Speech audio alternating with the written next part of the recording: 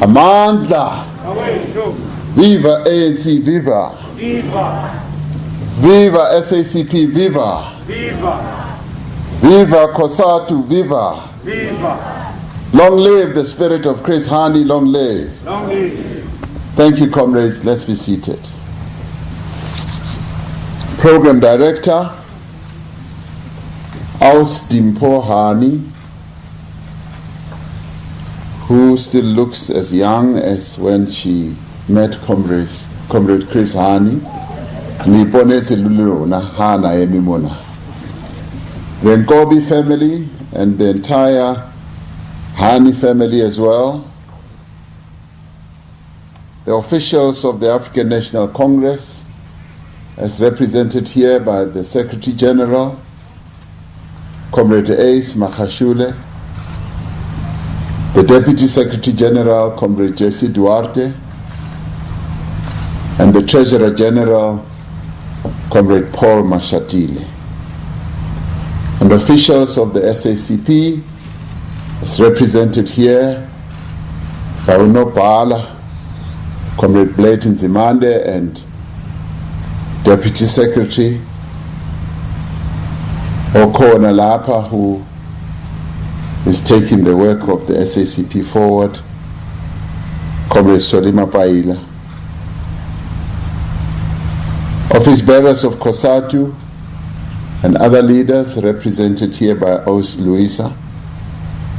The Executive Mayor of Ekurhuleni, Comrade Mzwandile Masina, who, as we were walking in, was telling me that Ekurhuleni is bright, it's shiny. It's the only metro that got a complete clean audit. Siyabongela.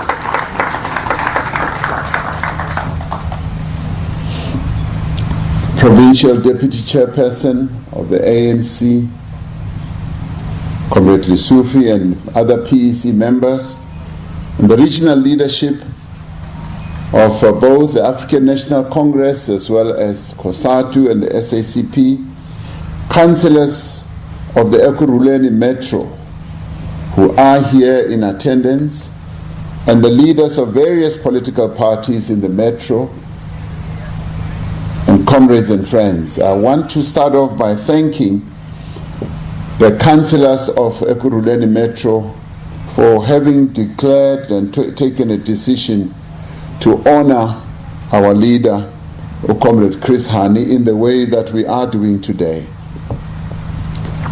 Comrades, our commemoration of Chris Hani does take place under conditions and circumstances which are not of our choosing. There would have been many, many more of us here today.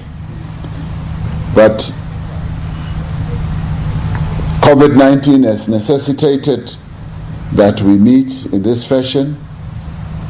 As we know, this virus has swept across the whole world, staggering and devastating economies of various countries, and instigating historically unprecedented public health and economic crisis that we never thought imaginable.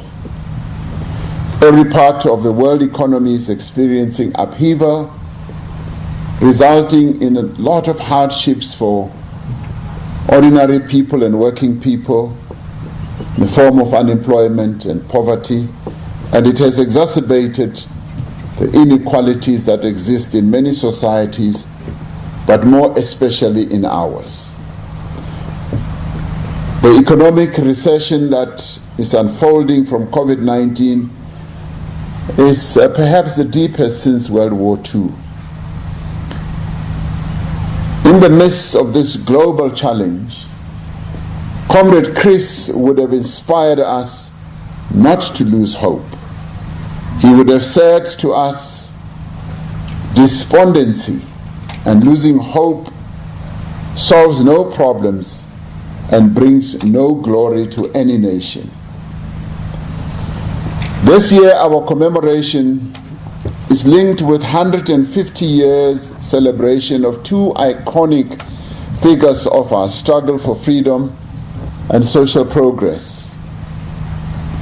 We celebrate the lives of Umamu Charlotte Maxeke as well as John Langalibalela Mafuguzela Dube. Accordingly, the movement in many ways had a deep sense of occasion to dedicate this year to Mama Charlotte Maxeke. And Chris Hani, being a descendant of these giants and stalwarts of our revolution, did throughout his life follow in the footsteps of these giants and left no stone unturned to take our struggle forward. Now, the struggles of these three iconic figures of our country have left us a legacy of never to allow your circumstances to determine your destiny. We meet here to remember and honor a great son of our soil. We are also here as a sign of remembrance to one who was among the most admired. He was also one of the most beloved, and without a doubt, one of the most extraordinary of our revolutionary comrades. Comrade Chris Hani was one of those people who was liked immediately. As you met him, encountered him, you immediately liked him. And this is what happened to me when I first met him. And this happened because of his simplicity, because of his character, his naturalness, and his comradely attitude, but also his personality.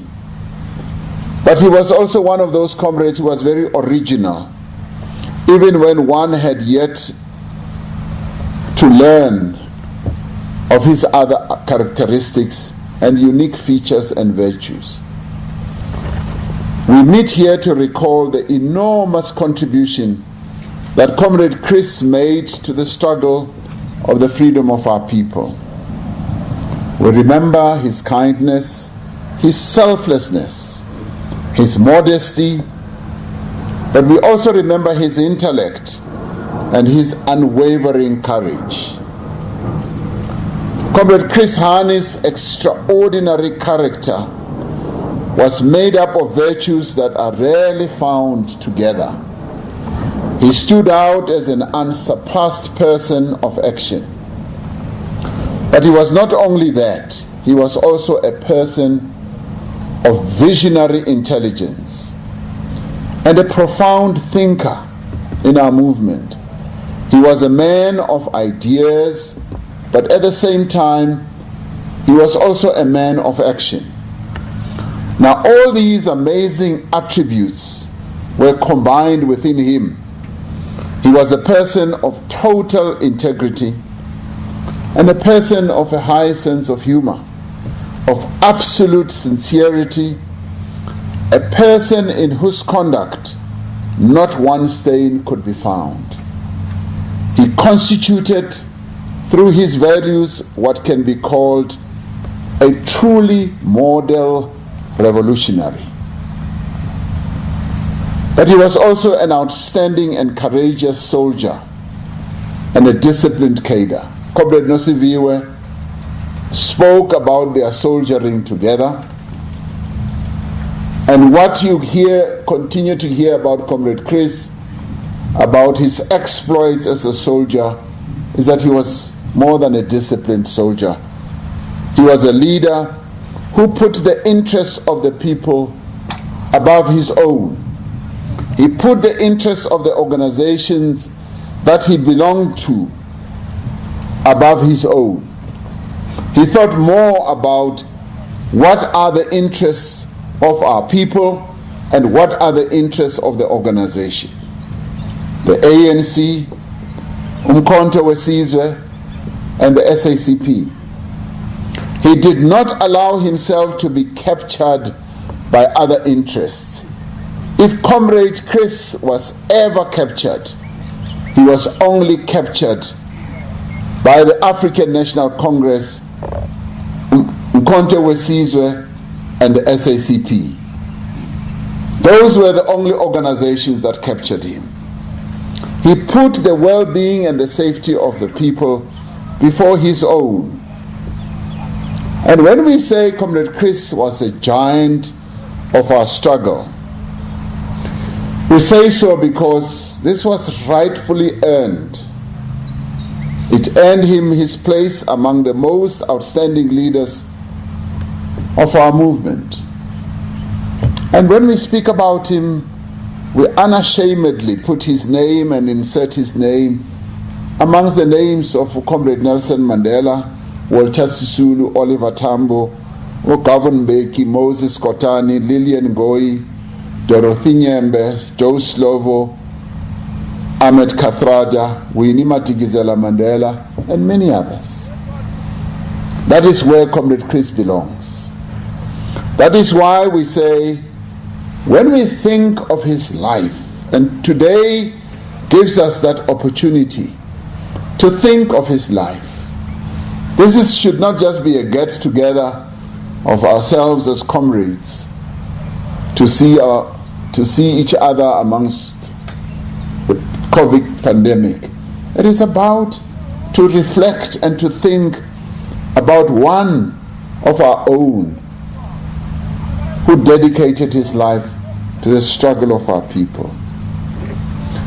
We think of his conduct in relation to his commitment to the struggle,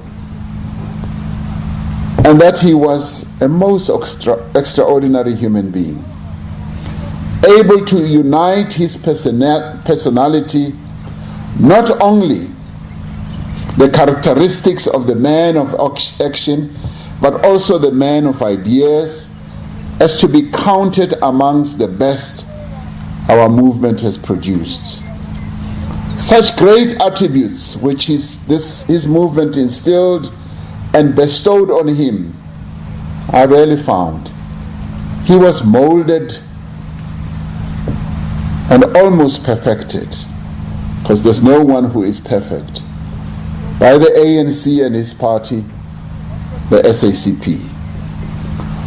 Now, as we gather here, we recall with great anguish and great sorrow the horrific act of racial hatred that ended his life on the eve of our freedom. For the masses of our people, this was the darkest moment before our democratic dawn.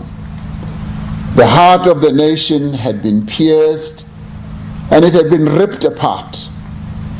The country was bleeding following his cruel assassination.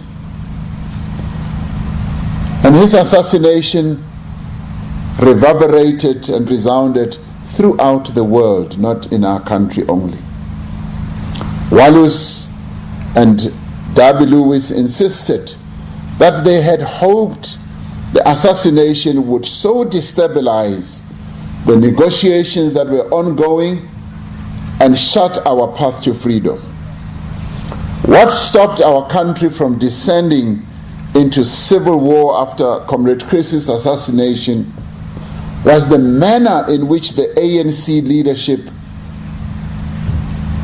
gave leadership to the country, and the way in which Comrade Madiba addressed the nation at a most trying and dangerous hour.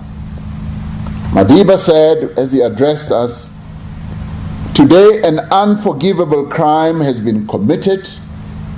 A white man full of prejudice and hate came to our country and committed a deed so foul that our whole nation now teeters on the brink of disaster."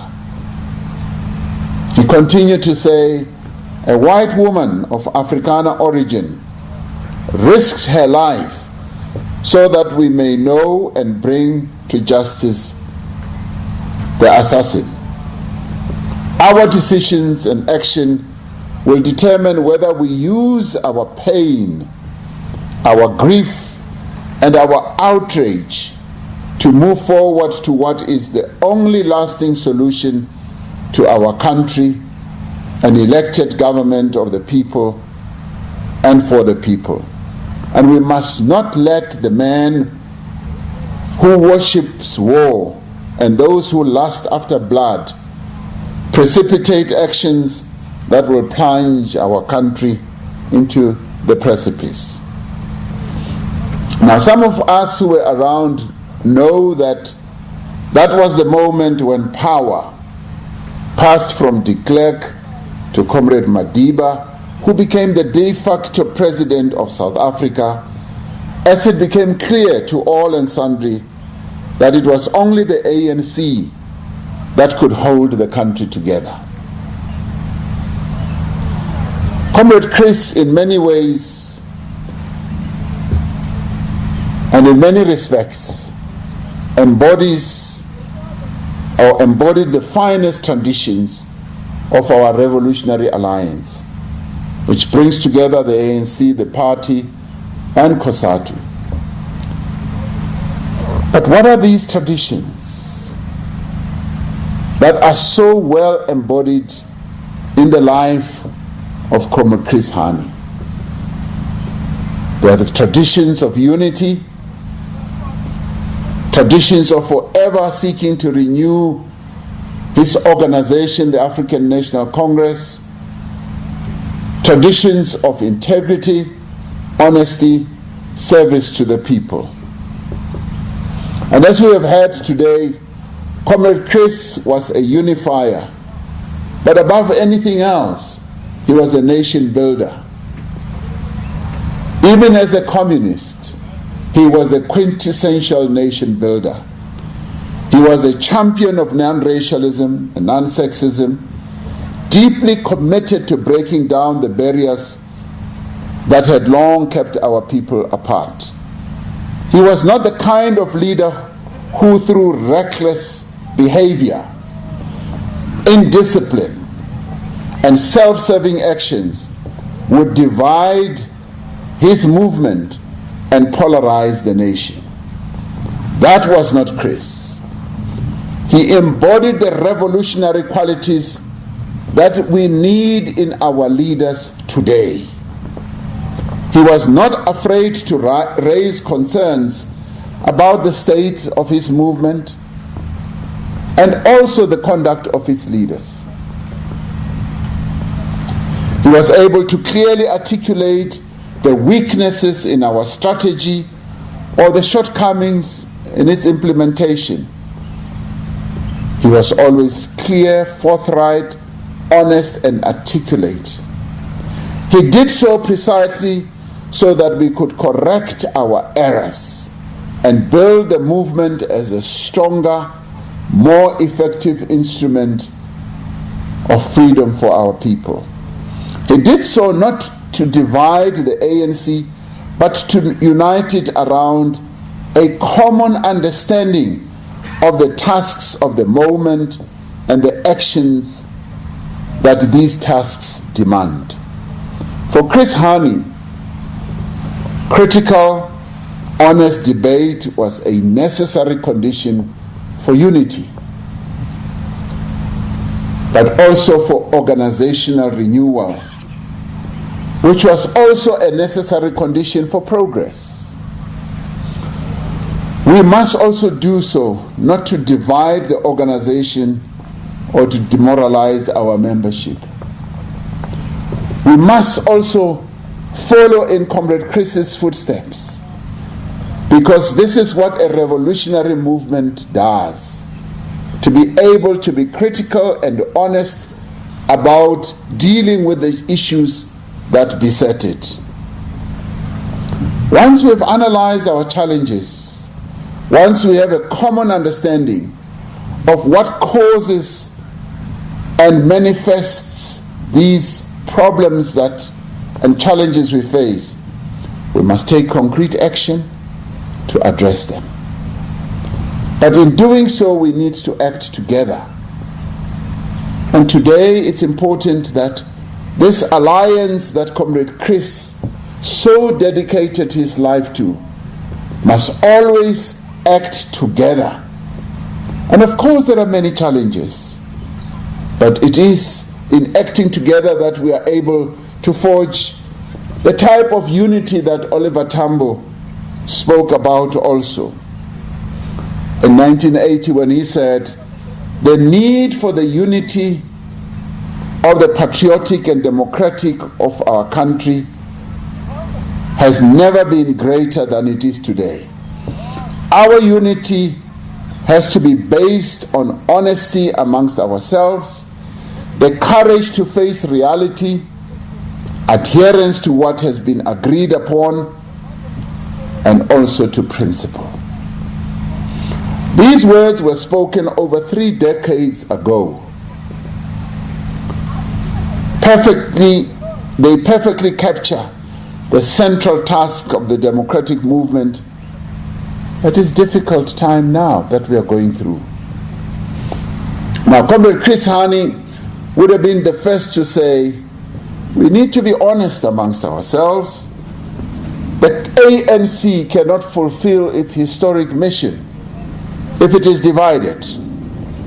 It has a responsibility not only to be united in itself, but also to unite society behind a program of fundamental and social and economic change. We can only advance the interests of the people of South Africa as a whole when the African National Congress itself is united, when the alliance is united and working together. Now, this ceremony is another reminder of the journey of our democratic dispensation, a journey that has seen South Africa rise in the most profound of ways. Great giants such as Chris have shaped our future as a country, and this we dare not forget. There's no doubt that Chris has inspired this movement to internalize the fact that every challenge is surmountable. The many challenges we face as a country today will be overcome. The coronavirus that we are facing will be brought under control and defeated. Indeed, the socio-economic misfortunes of inequality, unemployment, and poverty can never be permanent and go on forever. If we are united as a movement and as an alliance, we will be able to come up with clear strategies and plans to overcome inequality, poverty, and unemployment. And in addition, corruption will equally be overcome as long as we act on it and as long as we work together to bring an end to corruption. So therefore, when we talk about Chris Hani, we refer to an indomitable spirit of resilience, of courage to provide solutions to the most pressing of matters. And as a communist, Chris Hani embraced the science of deep analysis and understanding of the reality of the condition under which our people live. Therefore, he was averse to sheer populism that is also anchored on oversimplification of the reality that our people live under. The plight of the working class and its role in shaping a better world were never out of sight of Comrade Chris's analysis. And one of the things that many of us remember so acutely and clearly about Comrade Chris was his aversion and how he despised materialistic lifestyle tendencies that seem to have gotten grip of so many amongst us. When we came out of the 54th National Conference, we embarked on a national pilgrimage where we wanted to go to many sites in our country where the past leaders of our great movement are resting. It also brings us to this resting place. This resting place where Comrade Chris, where Comrade Thomas Nkobi is resting. And we continue to do so, to embark on this pilgrimage in order to share with our young people that we are riding on the shoulders of giants. This organization is our heritage, the ANC, and has to be protected at all material times. But we also have to protect the memory of our leaders and the contribution that they have made. This sacred place, and I call this a sacred place, should inspire young people to learn the history of our revolution, to learn about the contributions that have been made by many who have come before us. It should inspire them to embrace the best values and principles of our movement. And indeed, it should inspire them to be robust like Chris Hani and never shy away from serving the people of South Africa. We come to this resting place in the year of Charlotte Maxeke, a pioneer of many women's struggles, both in the organization and in broader society. A few days ago, I had the privilege of going to the Eastern Cape, where she spent a better part of her life. And I was awed by the manner in which the people of that area still remember the contributions that she made 150 years ago. But by being here, we are also involved in a dialogue that calls for serious reflection on how we ensure that there are solutions to various other challenges that we face. The economic recovery and reconstruction challenge, a dialogue that calls on us to work together to find solutions to improve the lives of our people. And there is another dialogue, which is about how men should fight against the scourge of gender-based violence, a task that Comrade Chris also dedicated himself. And when we invoke the names of Chris Hani and Charlotte Maxeke, we are engaged in these types of dialogues.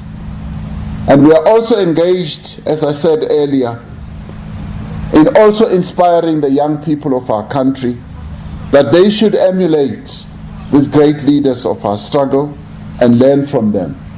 But more importantly, that we who are still around should see how best we emulate them and follow in their footsteps.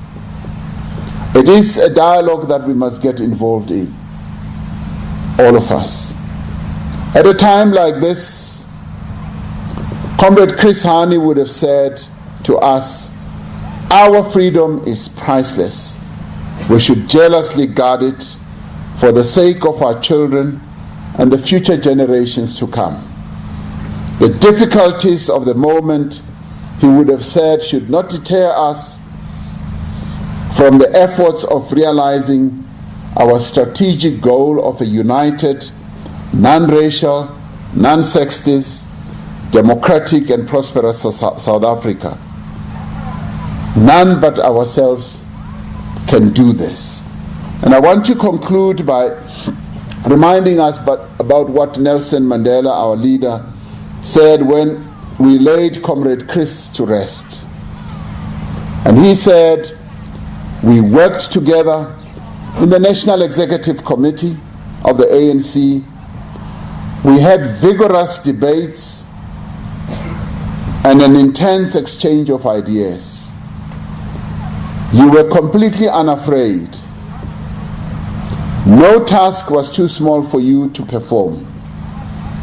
Your ready smile and warm friendship was a source of strength and companionship. You lived in my home, and I loved you like the true son you were. In our heart, as in the hearts of all our people, you are irreplaceable. We have been struck a blow that wounds so deeply that the scars will remain forever. You laid down your life so that we may know freedom. No greater sacrifice is possible. He continued, we lay you to rest with the pledge that the day of freedom you lived and died for will dawn. We all owe you a debt that can only be repaid through the achievement of the liberation of our people, which was the passion of your life. Fighter, revolutionary, soldier for peace, we mourn deeply for you. You will remain in our hearts forever. I'd like to say that the spirit of Chris Hani will live on if we unite rather than divide. If we work together to destroy the demon of division amongst us. Comrade Chris Hani will continue living in our hearts and in our minds if we put the interests of our people above our own personal interests. I'm glad to be here to walk down this memory lane and remember Chris, who was a good comrade, a leader, and a friend. Long live the spirit of Chris Hani, long live. Long live. Thank you very much.